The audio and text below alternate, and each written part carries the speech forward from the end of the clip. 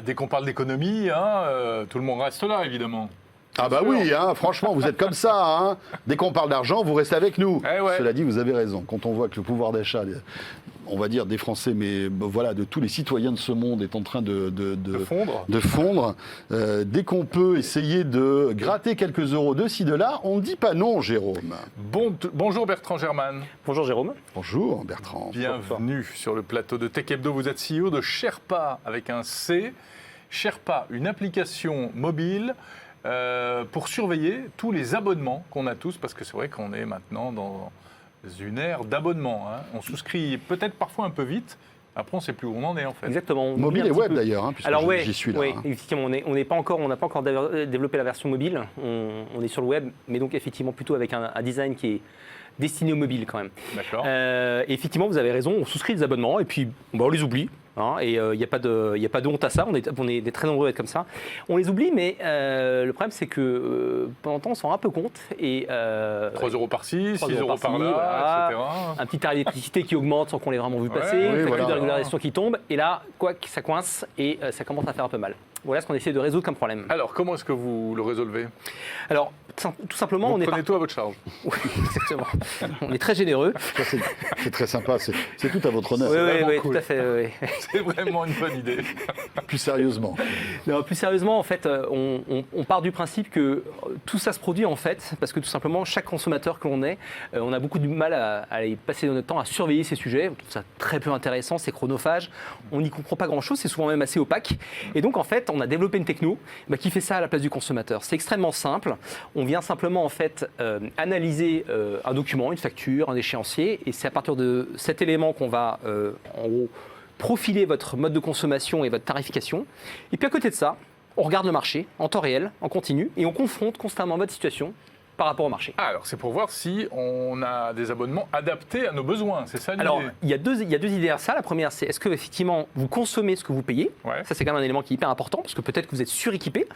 Et le deuxième élément, c'est très bien, si vous consommez à peu près ce que vous payez, est-ce que vous ne pourriez pas le payer moins cher ? Est-ce que finalement, il n'y aurait pas quelque chose de plus économique, de plus adapté à votre besoin toujours, mais un peu plus économique que ce que vous avez aujourd'hui. D'accord, mais on parle de quel type d'abonnement ? Alors aujourd'hui, on est positionné sur deux types d'univers. L'énergie, qui est quand même un sujet un peu sensible en ce moment. Donc, on parle là d'électricité et de gaz.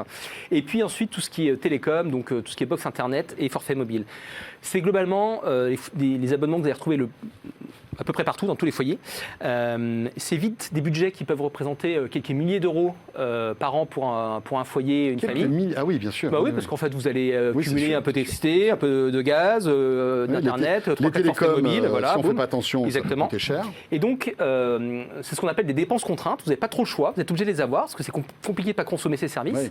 Compliqué de ne pas avoir d'électricité à la maison, par exemple. En revanche, ces dépenses contraintes, elles ont un impact sur votre pouvoir d'achat.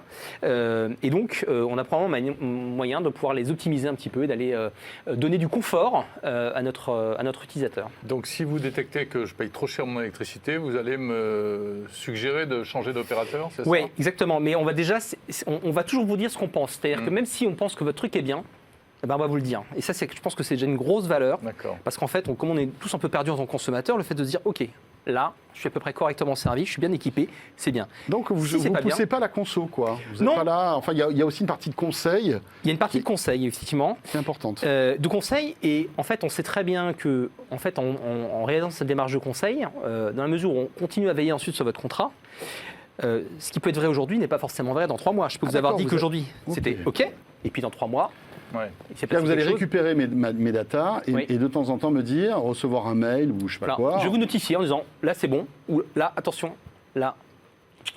Ça commence à coûter trop cher. Exactement. Et vous avez des offres plus intéressantes à côté. Oui. Mais alors, comment ça marche ? Par exemple, moi, j'ai pas de gaz chez moi. Je sais pas si tu as du gaz, toi, chez toi. Non, pas de gaz. Électricité. Tiens, prenons une facture. Voilà. On veut voir si ma facture EDF représente ce que je consomme, etc. Comment je fais ? Je clique sur électricité, là je suis sur votre site, il faut que je rentre mon nom, mon prénom, etc. Enfin, on va vous inciter à déposer une facture. Donc une facture. Donc un PDF que je récupère. Un PDF, une photo, peu importe, on va pouvoir exploiter ça. Et en fait, de cette facture, on va venir retirer 3 types d'informations. Des informations qui vous concernent, comment est-ce que vous appelez, où est-ce que vous habitez, des informations qui concernent votre contrat. chez qui vous êtes engagé, combien vous payez, depuis quand, quelle a été votre évolution tarifaire. On va comprendre un petit peu l'évolution de ce contrat. Et puis, troisième élément, des informations d'ordre d'usage. Comment vous consommez votre... Là, vous parlez d'électricité. Est-ce que vous êtes en tarification de base, en tarification air-planner creuse? Est-ce que c'est un tarif qui est avantageux pour vous ou pas? Et puis, voilà, on a récupéré ces informations et ensuite on passe notre temps à les confronter par rapport au marché. C'est vrai que c'est un sujet qui est super sensible, notamment l'électricité en ce moment. Oui. Et parce que quelquefois, c'est presque plus intéressant de payer un tout petit peu plus cher, mais de savoir qu'on aura des garanties sur la durée. On l'a vu récemment avec l'électricité, où des abonnements pas chers se sont pris des augmentations en pleine figure que les abonnements plus chers n'ont pas eu, en fait. Alors, clairement, il y a eu des évolutions qui ont été parfois négatives. Ouais. Maintenant, notre outil de veille, ces évolutions, il les a détectées. Et donc, en fait, il a prévenu notre utilisateur qu'il fallait qu'il fasse quelque chose, plutôt d'ailleurs, qu'on lui recommandait de faire telle action, simplement qu'il la valide, et on a réalisé l'action de changement pour lui. Ouais. Donc, en fait, moi, je dis ça parce que je suis très méfiant par rapport au changement d'opérateur électrique.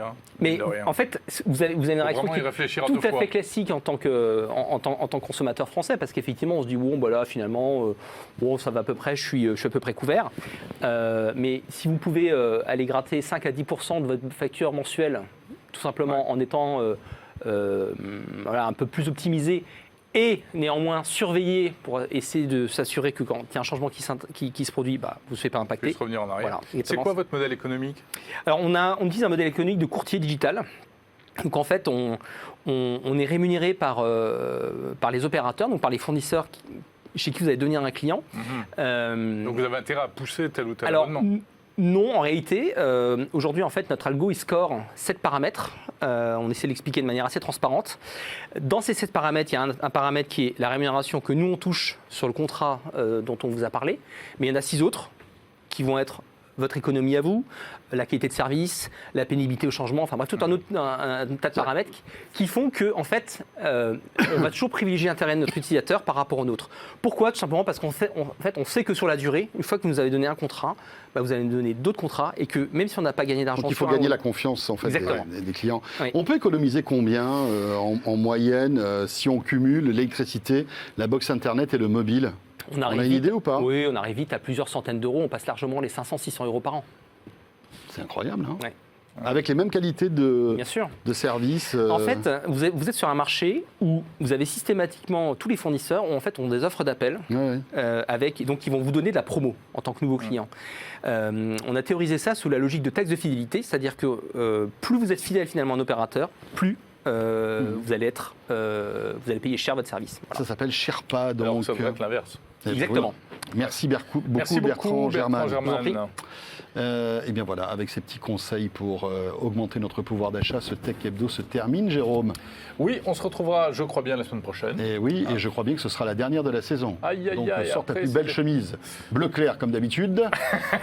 Et on vous souhaite bien évidemment une très très belle semaine. Merci d'être là. Portez-vous bien, salut à tous. Bientôt.